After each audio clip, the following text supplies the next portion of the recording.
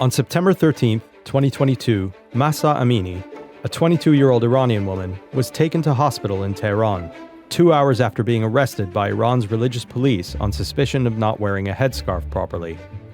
3 days later, she died of a cerebral hemorrhage her relatives said she sustained during her time in police custody. Amini's death sparked a wave of protests of the kind Iran had never seen before. They lasted well into the spring of 2023. Although the protest movement has since subsided, many inside Iran say the relationship of the country's young people with the state, particularly that of young women, has changed irreversibly. Now, Iranians are getting ready to go to the polls for a vote taking place on March 1st, in the 12th legislative election the Islamic Republic will have held since its founding in 1979. Welcome to the Year of Elections, a podcast series brought to you by the Opinion Desk at The National. I'm Sulaiman Hakimi, The National's opinion editor, speaking to you from our studio here in Abu Dhabi. And in this series, I'll be joined by a variety of experts to take you through the votes that are shaping our world. Our episode this week is on Iran, a country of nearly 90 million people whose government is at the center of several ideological battles at home, in the Middle East, and on the international stage. One former president has already described these elections as neither free nor fair, and authorities are worried that the aftermath of the protests, widespread dissatisfaction with the economy, and general disenchantment with the country's system of governance will result in the lowest turnout the Islamic Republic has ever seen. Even so, there are thousands of candidates competing for a mere 290 parliamentary seats, and a parallel vote is taking place to elect members of the country's Assembly of Experts. Joining me from South Carolina in the U.S. is Dr. Arash Azizi, a senior lecturer in history and political science at Clemson University and a contributing writer for The Atlantic. Arash is also the author of a new book titled What Iranians Want: Women, Life, Freedom. I'm also joined from Tehran by Dr. Milad Dokhanchi, a renowned cultural critic and entrepreneur. Milad is the author of the book Post-Islamism: Rethinking the Relationship Between Religion and Politics in Iran. So Milad, I'll turn the first question over to you. Lay out the Iranian political system for us. Iranians are going to the polls to vote for members of parliament and the Assembly of Experts. What role do these institutions play in the country's governance structure? Thank you very much for having me in your show. Well, the Iranian political system is rather very complex. The way things come together and the way things are assembled are hard to explain. There are basically four major elections taking place in Iran. One is the presidential elections, which is the most popular, that gets run every 4 years.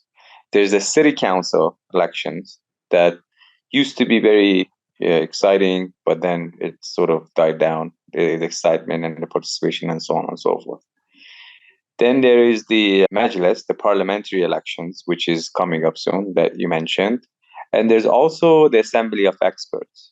The Assembly of Experts are basically an assembly who is basically in charge of electing or supervising the Iranian leader. So that was supposed to be sort of like the democratic touch of the way the leader is elected. And the leader or the supreme leader is the highest authority within the Iranian political system. Now, only those with religious training, with rather high religious training, can basically become candidates for this position. So not everyone can become candidates. Now, and then there is the parliamentary election, as you mentioned, and in this time around, these two elections are combined. So in the same day that people go to vote for their basically representatives in the parliament, which is called Majlis, they also choose or they go to vote for the person that they feel is suitable to become their representative in the Assembly of Experts.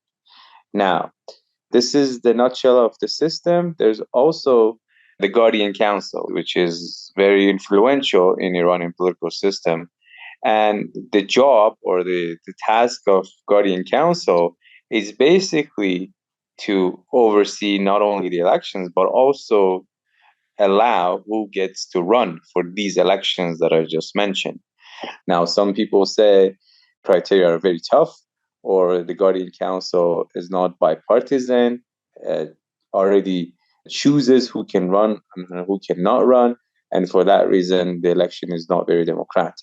And that has been the case since the day of the revolution. So it's not a recent dispute or a concern and so on and so forth. But the way Guardian Council has acted is rather relative according to the situation, the parties involved, and so on and so forth. So what I'm trying to say is that the Guardian Council's function has always become a subject of dispute. In the recent years, it has become the subject of dispute even more intense. And we can get into it in the following questions. Yeah, you mentioned something interesting there that I just want to touch on. So the Guardian Council is kind of widely suspected of not being so bipartisan, and you mentioned the principalists and the reformists. So just lay out for us the political spectrum in Iran. In most countries, it's sort of a right-left issue. In Iran, it's kind of a principalist versus reformist issue. So what does that mean? Traditionally, Iranian political sort of taste or fraction was divided between these two camps, the reformists and the principalists. The reformists are mostly, they take a more democratic position. They have much liberal position on women issues, for instance, on arts, and so on and so forth. And when it comes to foreign policy, they stand for negotiating with the West and opening the doors for more economic relations and so on and so forth. Now, the principalists are more strict in religious observations. They're more inclined towards the revolutionary slogans, if you will. But still, like, the concept of revolutionary or inqilabi is actually a tricky one within the Iranian political system, because a reformer would say, actually, we're more revolutionary. In fact, we were the revolutionaries from the get-go, and you guys were not doing as much. So what I'm trying to say is a bit complicated, the way these two camps are divided. But traditionally speaking, as I said, the reformists are more pro-West, I guess. They're more liberal when it comes to social issues. And the principalists are more observant of religious issues concerning women, hijab, the headscarf, and so on and so forth. They're more strict, and they go for a more tougher stance towards the West. But what's interesting, or what should be notable, is that the question of reformists and the principalists do not sort of, or the divide between the two, do not reflect themselves as much when it comes to social policies such as health, such as education, such as anything internally informed. So it's not that the reformists have more leftist approach, they're more socialist, and the principalists are more of a private property, so on and so forth. So, but that's something you would really expect, that two different political camps within the political system would have different views on, as I said, like education, housing, healthcare, so on and so forth. Not so much in Iran. So chances are reformists would take a leftist approach on the question of education, and the other way around. So anything is possible. So I guess the divide is more political as opposed to social. The divide is not over social issues and the way two different policy tastes are at work. Arash, a growing number of voices inside Iran are saying that this election has been compromised. What does that mean? How does this vote compare to ones that have taken place in the past? Yeah, so we put the election sort of a political spectrum in a sort of a different perspective. Elections under the Islamic Republic have never been anything approaching free and fair. Most people, most political currents have never been allowed to run since, when I say never, let's say since 1981, maybe the first parliamentary elections, different factions were allowed to run. But so the elections have been limited to different wings of the Islamic Republic, really, right? So if you're a non-Islamist, and in fact, if you're an Islamist who is slightly critical of the Islamic Republic, you've never been allowed to run. Nevertheless, many of the elections in the history of the Islamic Republic were genuinely competitive, because these two different wings of the regime that became known from the late 90s onwards, as Milad said, as principalists and reformists, had genuine differences. Most importantly, reformists were they wanted to democratize Iran. Now, they had differences as to how far they'll go and how fast they'll go, but they generally had a democratic sort of demands. And the parliamentary elections in 2000 were reformists and principalists both were able to run. In 2004, that wasn't really the case. And then, so there, in different years, there have been different measures of how much measure of freedom does the Guardian Council allows. The Guardian Council, and the Guardian Council, let's be clear, is appointed, all of its members directly or indirectly, by the Supreme Leader Ali Khamenei. So the 6 of its members are clerics appointed directly by Khamenei, and the 6 others are appointed by the head of the judiciary, who is in turn appointed by Khamenei. But in the last few years, we've really entered a new, different source of elections. The reality is the reformist parties, which, as I said, they were all, as Milad also pointed out, they were mostly founders of the Islamic Republic. These were by no ways were they sort of outside the regime in any ways. They've been effectively criminalized and banned in the last couple of decades. So in the aftermath of 2009, when there was a dispute over the presidential election, reformists claimed that Ahmadinejad had not in fact won, and they started the street movement. Many top reformist figures were thrown in prison for many years. There was a short trial.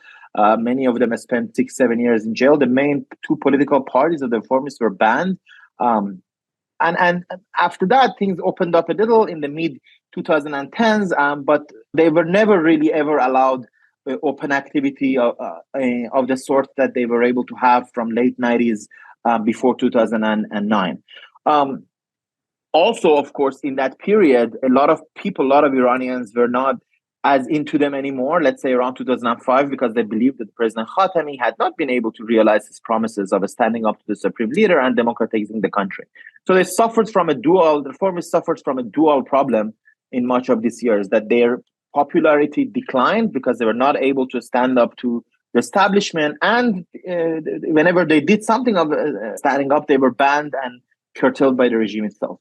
But it's very important to realize that in the last 2 parliamentary elections, that's in 2020 and now 2024, even that little modicum of allowing a competition between reformists and principalists has been taken away effectively. Most reformists are not allowed to run. Vast majority of reformists have been disqualified. In the last elections in 2020, 80 sitting MPs were already disqualified from running. This time around, 30 more sitting MPs are running. And in fact, not just reformists, even principalists who were slightly critical of the status quo or were pro Hassan Rouhani. Rouhani, the former president himself, was actually a principalist in general terms, but he took a very pro-Western foreign policy. When I say pro-Western, in the Iranian spectrum, i.e. he was in favor of negotiations with the US. Of course, he was able to achieve the nuclear deal of 2015. So his camp became known as the moderationists, if you will, as a split from the principalists. These were moderationists, centrist conservatives is how I sometimes translate it. Even them, they were not allowed to run in 2020, mostly. They were not allowed to run in 2020, the last presidential election of 2021. So really what we've witnessed this time around is that this is really a competition between various levels of principalists or conservatives, as you might want to call them, who are all very pro-regime, who are all very supportive of Ali Khamenei, the supreme leader. And this is the other part to remember. We had all this conversation about, Iran has a complex political system. There's this body, there's that body. But the reality is the Khamenei supreme leader has called all the major shots in the last 10 or 20 years. His power has expanded to include everything. So the parliament is sort of made meaningless in 2 ways. First of all, because it doesn't matter what the parliament does so much as they wouldn't do anything against Khamenei.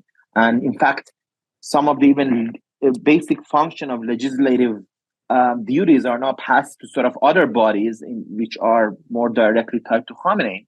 That's in one way. And the other way, the second way in which the parliament has turned meaningless is that, as I said, the reformists are effectively not allowed to run. So I'll just end with saying that last parliamentary elections had the lowest participation rate at 40-something%. This time it's expected to be even lower. As I said, it's entirely a competition between different principalists. It's rarely about politics. It's effectively about different figures who are fighting over who can get more benefits from the Iranian state in some way or the other. Some local places, there are genuine sort of competitions. As I said, some reformists have tried to use even the few people who are disqualified here and there to participate. There are many respected sort of reformist scholars or figures who believe even if we can vote for 5 candidates around the country, we should go out and vote. But likely there would be little participation from most people. And yeah, I'll end with saying that. So the calls for boycotts are also very important. They've come from very important figures. Saeed Hajjarian, the leading theoretician of the reformists, has said he won't vote, as he didn't also in 2020. And Mustafa Tajzadeh, a leading figure of the reformists, a former deputy interior minister under President Khatami, who is in jail, has also declared that he calls for a boycott of the votes. And of course, even when he did it in prison, they put more restrictions on him in prison, and they sort of limited his visiting hours. So I think that's sort of more telling of the political spectrum if we look at it more broadly. Yeah, so Milad, what I'm hearing from Arash is basically that the system has been arranged over time so that it's only shades of conservatism or principalists rather than reformists. But I guess what I want to ask you is, you're in Tehran right now. Could you tell us, is there any role at all for public opinion in these elections? Does public opinion still matter in the Iranian political system? Well, when we speak of Iranian political system and the role of public opinion, we should take into account that, or we should ask whether we're considering the official spectrum or the official discourse or the non-official discourse. For instance, the case of hijab was never thought to be something to be up for grabs and up for negotiation at all. You would thought regime would decline or would go down, but hijab would be there. But the protests happened. The cost of maintaining social order at the level that was assumed to be very costly. So hijab is quote unquote free now. Women come to streets without headscarf. You take that as a case where public opinion has been factored in within the political system? Of course, yes. But they're not really free, Milad, right? They're not really free. There have been people who put in jail. Many cafes have been closed. There was a woman who was lashed because she published a picture without a hijab, and a more stringent compulsory hijab law has been passed by the parliament. So it's not true that they're free at all. And there are people going to jail every day for not wearing the hijab. It just has been the enforcement has been a little more lax in the last little while. Well, not that the way you're describing it is wrong, but walking the streets of Tehran or being in a restaurant, I was at a restaurant last night in the Vanak district, and I saw 4 women sitting there without hijab, like having pizza. This is not something you would have seen a year ago at all. Like, that was not imaginable. So when we talk about freedom, we're talking about freedom in its very relative terms. Of course, the conservatives, or how we would even describe those fractions, the hardliners, I guess, they're still dreaming a country full of hijab. I mean, on Valiast Street, Chara Valiast, there's still police officers and some sort of disguise in ordinary dress stand there with a camera, and I've been there and witnessed these situations with a camera still saying, "Yo, girl, please put your hijab on," but they don't do anything at all. Like, girls walk by and they just ignore them. That's not something you would have seen a year ago. Like, that was not even an option.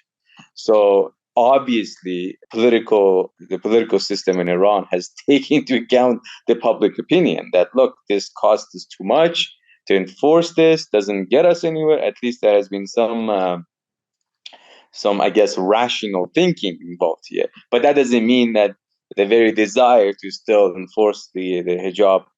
So I brought that as an example of how the system is really. See, that's the thing. Like, the Iranian political system and the way it functions and the way the political apparatus relates to social apparatus is very complex. It's very complex. Even the divide sometimes. What Arash was describing was pretty much accurate concerning major cities. But you go to small cities, people can't care less about principalists nor reformists.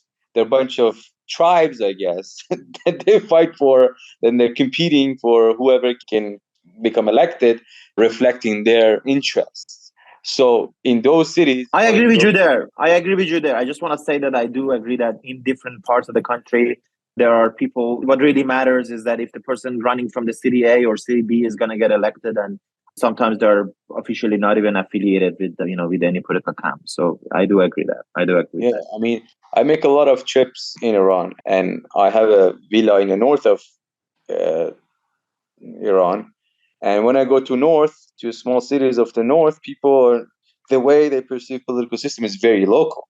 They say, "Oh, Mr. Fulani and Mr. Fulani, they represent us, so let's go vote because we're gonna screw them. Because if they come to power, we're not gonna get as much house renting or whatever, like our government loans or bankrolls sort of taken care of." Yeah, well, Milad, that's an interesting point because one of the big issues in this election, presumably that's on everyone's minds at least, is the economy, because inflation is at like near 50% in Iran.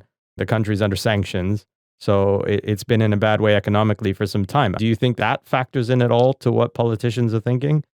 No, not at all. As I said, like in the small cities, uh, it's really an identity politics. I guess that's how I can frame it. Identity politics operates in a massive scale in small and local areas. So our guys need to win. But if our guys win, then chances are we're going to be taken care of economically. We can have more access to government loans and so on and so forth. But it is clientelism. I agree.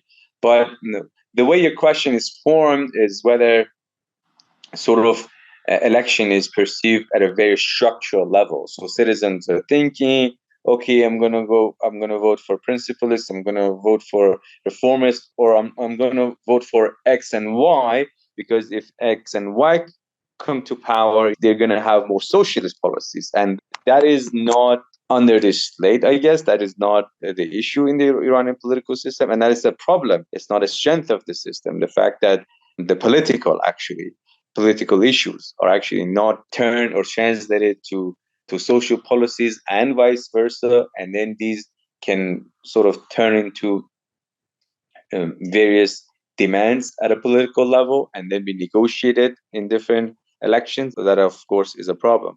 Now, regarding what Arash was saying about the history of election, again, I agree with the broad picture that he drew, but what I would add, or I would defer to say that it has only been in the recent times, especially in the recent elections, both parliamentary and the presidential, that the issue of disqualification has become a central issue within the political system. Those standing outside has always been calling the system undemocratic and so on and so forth.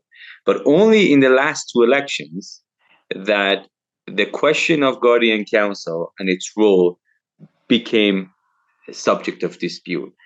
Okay, I just want to ask one final question for both of you. The political system, as both of you have pointed out, is getting narrower and narrower, with the reformists being edged out. Is there a way out of that pattern? I mean, do the reformists ever have any hope of pushing real reform through the system by electoral means? Yeah, so let me very sort of briefly say also what I think really does matter in these elections and what I watch out for myself next week, because I spent dozens of hours in the last few days, more than anyone I know in Iran, my family or friends, to look at different lists. If I didn't think the elections don't matter at all, I wouldn't have done that. So what really matters, these fights inside principalists or hardliners really is a better term, and the young generation, these are people who want a part of the state. These fights really do matter. The number one question is, will Ghalibaf, who is the current Speaker of the Parliament, come on top in Tehran? I think in Tehran, maybe something like 20% of people will vote, at most 20, 25 at most. So the question is, will Ghalibaf come on top, or will he lose his slate at the top? And presumably, if he doesn't become the top Tehran MP, doesn't get the most votes in Tehran, will that lead to him losing his position as the Speaker of the Parliament, right? And why would that be important? Why would that matter? So let me just quickly say there are two ways in which that can happen. One of which is that this other younger principalists vote against him. Some of them are been campaigning against him very vociferously. It didn't help that a few days ago, a channel leaked and the Canadian government confirmed that Ghalibaf's son had been applied and rejected for immigration to Canada. His documents leaked that showed in just one bank account alone, he had $300,000 in a bank account. So obviously a lot of other principalists are attacking him as a corrupt figure because of this. Leading among them is a 39-year-old guy called Ali Akbar Raifipour. He's known as a conspiracy theorist. He runs an association called Association to Fight Zionism and Masonism, but he has an online following. The question is, can they get enough votes to dislodge Ghalibaf from the top? I don't think so, but they might. This is one way it can happen. The other way is that those reformist, sort of centrist people that I talked about will vote for, at least headed by Motahari, that would dislodge Ghalibaf. Why would it matter? Because and here's why both elections sort of matter in this way, Assembly of Experts and Speaker of Parliament. Look, Iran, in my opinion, is headed for a massive political crisis and conflagration at the death of Ayatollah Khamenei. It might come before him as well, but certainly Ayatollah Khamenei is now 84. He'll be 85 in a couple of months. And when his death comes, and there's a lot of conversation about succession, I won't get into it here. We can have another show about that. But whatever it is, there will be a lot of fights between different factions, and who holds what position will be important there. For example, if there is, let's say, a slate of new conservative MPs headed by a sort of really strange guy like Raifipour in the parliament, that's going to have a role. And if Ghalibaf continues, Ghalibaf has been very politically ambitious all his life. He ran for president many times. I've spoken to him before. He's the sort of figure who really has ambitions for his future. He wants political power. I don't think he is big on a lot of Islamist principles even. He just wants political power. So what kind of positions they'll have in the parliament is going to matter in one way or in the other in those political struggles. As for reformists and whether they'll be allowed to use, as some have called for now, look, it's a basic question. In Iran right now, as I said, all power is in the hands of Ayatollah Khamenei. Political power is a real thing, right? Institutions don't have power unless there is sort of material grounds for them. And Ayatollah Khamenei exercises his power through his relationship with the organization we haven't mentioned, and that's IRGC, the Islamic Revolutionary Guards Corps. This is the militia that controls most of Iranian politics, most of Iranian economy now, and I really mean most when I say it. Effectively controls 50-60%, if not more, of the Iranian economy. So really, and Ayatollah Khamenei has not really trained the next generation of clerics. So I think clerical rule in Iran doesn't really have a future. Most of this parliament, not a principalist or reformists, most of their figures are not clerics anymore, which is an interesting fact also when you look at the history of Islamic Republic. So really, the reformists don't really have a place in this political system. They have very little popular support, and they've been driven out of house of power. So they're really in these conditions. So the future of Iran is likely to be decided in an interplay between different parts of the political establishment, the IRGC, and various popular and civic movements who will have to find their way. And the reformist figures who do consider themselves related to them, like Mustafa Tajzadeh in prison, was called for a campaign of civil sort of disobedience, civil resistance. They'll have to find a way to be able to use this sort of civic movements to pressure politics and sort of make a change there. But there is one thing that does remain, the fact that Iran never makes for a dull moment. And again, the reason we're having these conversations, you couldn't have this conversation about elections in Syria or many other places, right? Because there does exist a large degree of sort of social contestation, and Iranian people will have always surprised any sort of Iran observer, and myself and others not to an exception. Thanks. And Milad, we'll end with you. So do you think that there is still a place for reformists in Iranian society and elections?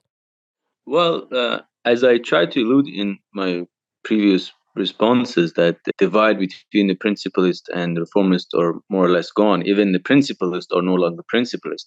We're dealing with younger generations, those who've actually been qualified to run. A friend of mine that is actually, it's a woman. She's a friend of mine, and she's a university professor.